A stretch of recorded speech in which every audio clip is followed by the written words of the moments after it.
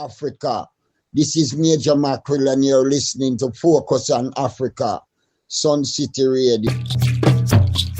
Yes, it's time for Focus on Africa. So we have our co-host on the line, DBENKI, and we have, I forgot what DBENKI said to call him last week. I forget. I told you I forget. Oh, and we have Isaiah Mentor as well on the line. So Grand Rising to you, Kings. Grand Rising. Grand Rising, salam no, salam nish, amasegi nadla. That's hammering for my brothers and sisters. Grand Rising to my brothers and sisters, Jamaica, Africa, directly from Ethiopia. Energy, the ancestors, them. DBENKI.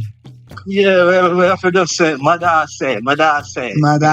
Yeah. And you know what's crazy? That right now, I don't know, I just feel very connected because I was thinking, okay, I'm going to ask them if they speak any African languages. And look, I was thinking in my head, that's the first question I was going to ask, and Isaiah and you both greet me in another language. So, Isaiah, what is it? Just is it Ethiopian? What's the native language that they speak there? As far as the early, as far as I know now, it's Amharic. Okay. And as far as the history and how deeper it goes, I'm not well versed on that. But what I know, we have Amharic. But there are different dialects. They have the Aroma people. They have so much different tribes. So within Ethiopia, you have different tribes that use certain. Ethiopia is a vast, big place with so much different cultures that have their own indigenous ways, but they still write in the Amharic. Older people, you have to show respect. Older people are the Dan. The Dan of Ethiopia. You want date somebody that you better go talk to the village, to the elders in the village. We did on a panel one time, date, not going on a long story here, but one date the Empress in Shashamani, and I can't believe there are around 6 elders. Yeah, you have to sit down on the man and look at them. So it's one of those things. Wow, serious. Yeah. So DBENKI, are you versed in any African dialects or languages? Well, to be versed in any language, you have to speak it consistently within a group. So even though we might say Madase. Yeah, so where's that from? That comes from Ghana, out of the Akan. Okay. And that means thank you, and then Akwaba, another popular one. Welcome. So little terms like that, eventually you kind of catch up with the movements of Pan-Africa and interact with African people, and Yeah. Listen, my Ghanaian friends would be cussing me that I asked you, where's that from? Because they're always, saying words. And you know what's funny is that they would say that I'm undercover Ghanaian because they would speak, and I don't know how I'd understand. They would say, "All right, what did we say? What did we say?" And I'll say, "Oh, you said something about glasses." Did you know that? I'm telling you, you're Ghanaian, and you're hiding it. Because I would just know it was weird. I could just pick up whatever they were saying when they were speaking between each other. But I have very close Ghanaian friends. So I know they'll be cussing me. All right. And as we say, Ghana, this week, Jamaica and Ghana took another important step towards strengthening their relationship, not just through shared history and culture, but through trade, investment and economic development. During Ghanaian President John Dramani Mahama's state visit to Jamaica, he and the Minister of Industry, Investment and Commerce, Senator Auburn Hill, discussed building stronger commercial ties between the two countries. Both leaders believe the time has come to remove the barriers that have kept Africa and the Caribbean apart and create new opportunities for businesses, investors and future generations. So this morning we're going to be exploring what partnership could mean, for Jamaica and Africa and the wider Caribbean. So let me just read you the article that we found regarding this. It says, during a working luncheon at Kingston Wharfs Limited, Senator Auburn Hill and Ghana's President John Dramani Mahama discussed expanding trade and investment between Jamaica and Ghana. Minister Hill said although the two countries share deep historical, ethnic and cultural ties, they have allowed geography to keep them apart for too long. He called for stronger connectivity, including improved air links, and invited Ghanaian businesses to invest in Jamaica's special economic zone, highlighting Jamaica's strategic location as a gateway to North America, South America and the Caribbean. President Mahama explained that one of the biggest obstacles to trade has been outdated shipping routes established during the colonial era, which often required goods traveling between Jamaica and Ghana to pass through Europe. Wow. However, he noted that change in global trade routes are creating new opportunities to direct connections between Africa and the Caribbean. He also highlighted that African Continental Free Trade Area, which is AFCFTA, which is helping to increase trade among African countries. President Mahama believes stronger links between Africa and the Caribbean could allow Jamaica, the wider region, to benefit from Africa's growing market and unlock new economic opportunities. So yes, I love this. So now I want to have more routes, flying routes from Jamaica to African countries, and I'm glad that they're looking at also, the global trade routes as well. So Isaiah, Jamaica and Ghana already share deep historical and cultural ties. Why is this, now important to strengthen our economic relationship as well? Well, so the ancestors on the planet really, they are reuniting us. I'm saying the ancestors' energy is reuniting us on so different levels. Even though we have obstacles, obstacles from the Berlin Conference all the way up to modern day psychological warfare. We still have all of that going on. And for us to be uniting like this, and, we're looking at the bigger picture, because Jamaica and Ghana, they share a strong common heritage, So it is really inevitable. We have historical, cultural connections, we have economical, diplomatic cooperation. All of these ideas really, it's self-evident that we need to be doing this, because based on what we've been through, we display linguistic and cultural influences in a Jamaica patois. So the connection is so important. And then based on what we've been through, I think we're learning as we go along based on all the trauma that we've been through with the West that still have obstacles in fighting against us economically in every way. And we see for ourselves the oppression that is gonna be our sword if we don't battle that. So once we start work around the Western route, we don't need to stop on a port. We're free. Yeah, we need to work around the ports and fly. Them not own the globe, they not own the planet. Yes, them do them thing and whatever and try to control everything. But if all of Africa come and tear down the barriers and we start do our trades, and yes, even if you have to go around their routes and their ports to start, send our students there, ex-students staying with technology, our free trade, small business and all of that. I'm saying?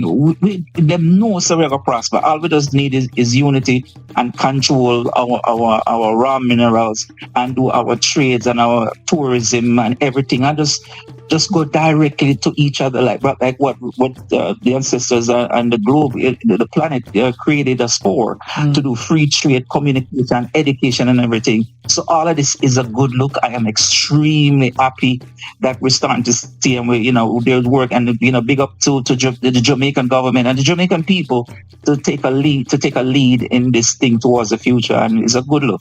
Definitely. So DBENKI, President Mahama said colonial trade routes have kept Africa and the Caribbean apart. So tell, from your opinion, how significant would direct trade and transportation links be for, this unity or for economic growth for both countries? Nice. Well, Diamond, you remind me of this morning. I'm just thinking. You remind me of Una Marston. Una Marston? No. She was a Jamaican who worked for the BBC. Oh. That's what it's on this morning. Okay. First black woman to work for the BBC. Oh, wow. Okay. Thank you. I learned something today. Yeah. But to your question now, I'm gonna be careful with it because luckily I was just following the event last night, and then to this morning it becomes a topic, right? So I observe, and this is normal and it's natural as well. I'm not saying that it has to be so, but I already observed the narrative being shaped in a certain direction. So before me answer your question, may I reshape the narrative. All right, and this is always careful in any kind of development and progress of a people. Who shapes the narrative? All right. Yes. So it seems like the mission from President John Mahama is kind of being framed in the mainstream media as a mission to come establish trade, which is part of it, and just not a diplomatic mission. But we should remember, as we have mentioned here on Sun City Radio, that the President John Mahama has taken the initiative to champion the reparations issue, right? So this is the main reason why he has come to Jamaica. And I would have to suggest that I think the University of the West Indies is probably more behind it than the Jamaican government. And not to critique too much, but the government does not seem to be connecting with the Ghanaian president. It's hard to connect 100%, but you need to get about 50. On the issue of reparation. All right. And I think it's been sidetracked and seen as a visit or a vacation or something to establish trade. Trade is a part of it. Reestablishing the cultural link is a part of it. And like Minister Dana Morris Dixon, which I think she speaks so eloquently, clearly a child of Africa and also of the Jamaican soil. But I think she addressed this, that there is a huge gap. Before you get to any of it, you have to go address the cultural ignorance that has permeated through Jamaican society.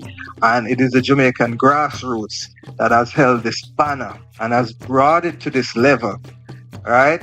And now it needs to be institutionalized. And when you do that, you have to be very clear. And then there are some issues that become uncomfortable. And there has to be special training programs to train the teacher and the trainers how to deal with those issues. It's not just going to just happen. And, Blessed Isaiah always emphasize unity.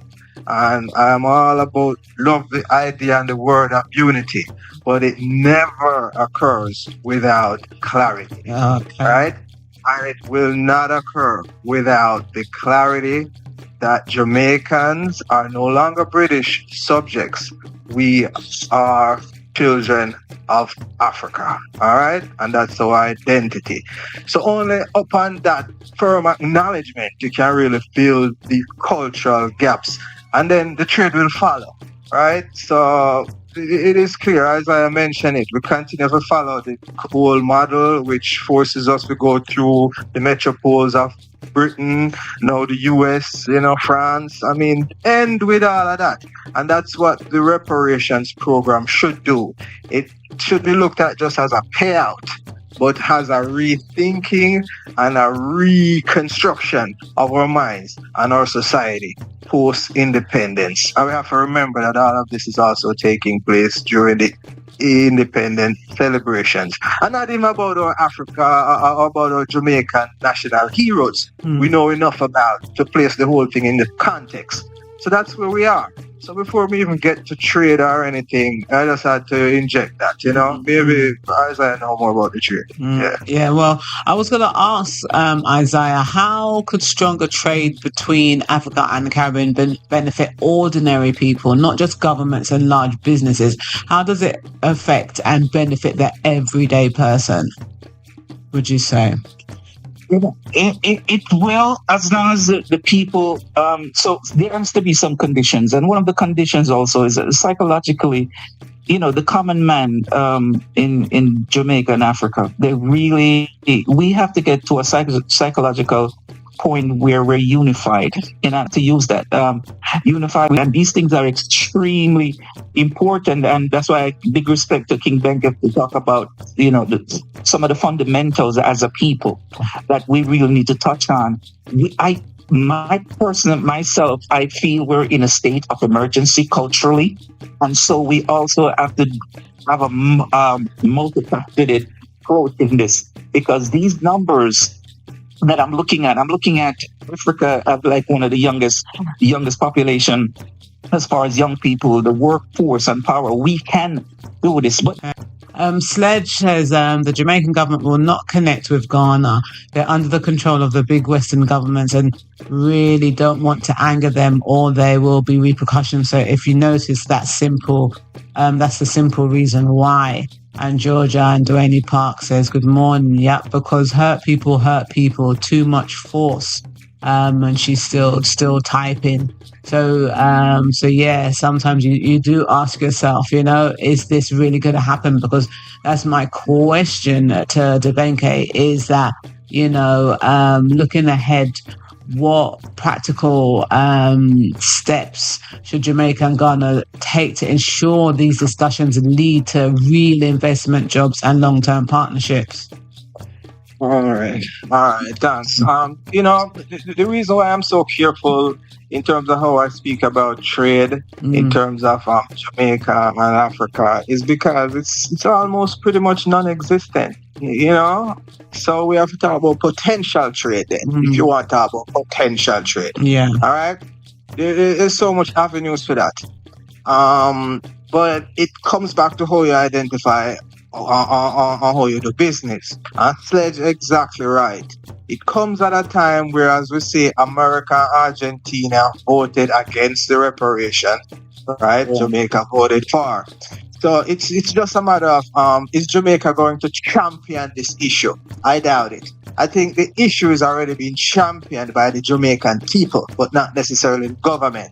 So from that framework, I think even within the universities, which was established that both universities, Ghana and Jamaica, already have links, I think the youth can come up with some type of initiative, if led in that direction, to really take that initiative. But if we continue to wait for it to come from the high-level government leaders, we're going to end up in the jam, where Sledge just described. Their hands are tied. And it is respectfully so, but it is the people who can pull them along. And that's how government initiatives work, really. So we have to really look on this from high tech. We're not talking about this import cocoa from Ghana, which are one of its products, and send ganja go to Africa. We have to think high tech now. Technology allows us to think high tech, and even what you never taught children in schools, they are figuring it out on their phones. So when you use that type of setting, you have to really remember this fundamental thing, and this is what is not being mentioned in the whole connection package. We are the people who mastered metallurgy. That is how we take iron and mix it with tin and mix it with copper and come up with all type of hardened materials, then call it alchemy. So unless we realize that we are the founders of STEM, science, technology, engineering, and mathematics, and come from that, I don't think we're going to get that initiative and idea coming out of African people. I think the African people is going to look for it to come from somewhere else. And it's right there in the DNA of African people. And the connection with Ghana is so fundamental. I learned this sometimes just on my own, just random. I learned that Jamaica colors, black, yellow, and green are the same colors Ghana colors. Not Ghana flag, but the Ashanti Kingdom, which are the backbone traditionally for Ghana, right? And the same colors represent the Ashanti Kingdom, or represent the Jamaica flag. Check it out if you don't believe me. Yes, you will. So from that position now, what we have to realize, as I mentioned it again, but I believe so much in putting these things in our program and just teaching it, not just to one youth and then teach the next youth something here. Every youth come and just understands it. This is the vision. Boom. You understand them? So that these things can be fully executed. And to your point, that is how you execute. You have to put these things in a program. You can't just leave me and Isaiah sometime and then the government is teaching negritude the schools, educational system, we have to move that to the kind of renaissance, and that is the fundamental. And I put a program together to kind of help with it. Not that we know everything, but Sun City Radio has inspired me. The things that I didn't get the time to say, sometimes I just write, and it started to formulate itself now in a whole idea. Well, I say, wow, this is something that I need to put out there. So, but in other words, people are making it happen. I never have to just take the initiative from them veranda, from them phone, from WhatsApp, from Zoom, and just be specific. Okay, this is what the obstacles are. This is what we have to do about it. There's so much to say. Yes, there is. So much to say. All right. Thank you so much, DBENKI. Thank you, Isaiah. Have yourself a blessed day, and we definitely will speak with you again next week. Thank you so much, guys. But we've run out of time, so we've got to go. All right. Thank you. All right. So, guys, Georgia was saying that the plantation house and the plantation is the house and road. The sugarcane lands are still owned by the colonial masters. See Portmore paying toll to go home and sleep. Imagine the patterns are the same all over the world where these influences are. Definitely. All right. We're going to go for a quick break and come back.